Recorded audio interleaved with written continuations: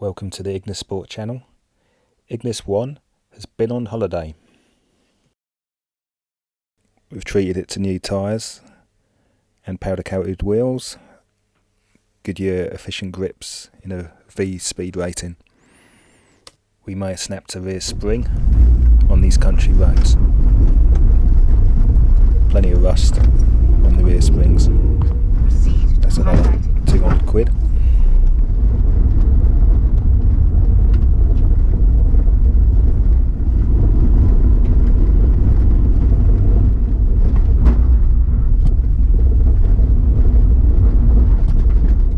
So start at the throttle body end, 11mm spanner, just loosen the cable and remove, pull the spring loaded quadrant of the cable and pop out the little ferrule on the end. Now once that's out, you can go inside the car and unhook the cable at the pedal end. Get yourself some decent light in here.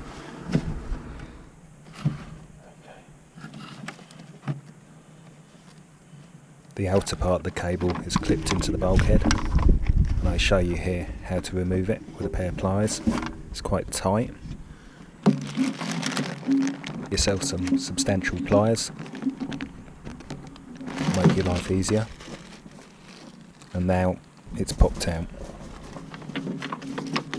Broke the cable cleaning the engine bay. No other reason to replace this. Generally with throttle cables it's best to not have dodginess there in case they stick on and you die.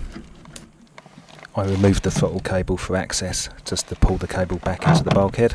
It's only 2 bolts, 2 nuts, M6.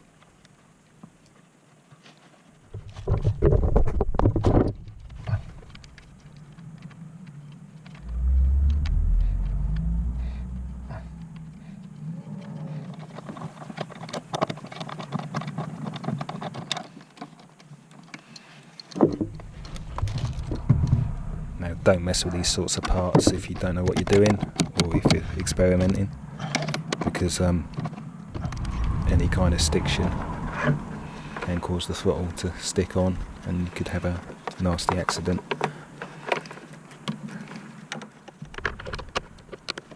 This is fairly easy to put back on. Just lever the quadrant forward. You could put the cable on first and then insert it into the retainer at the top.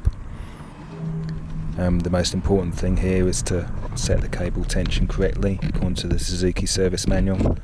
Don't just take up all the slack, or all the weight gets put onto the throttle cable when you mash it, and then the cable gets the strain put onto it, and therefore the cable could stick or become damaged, again causing accidents.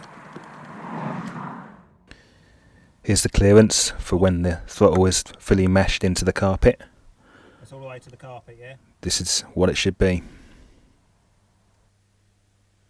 Here's the Suzuki service manual with the spec, 0.5 to 2mm gap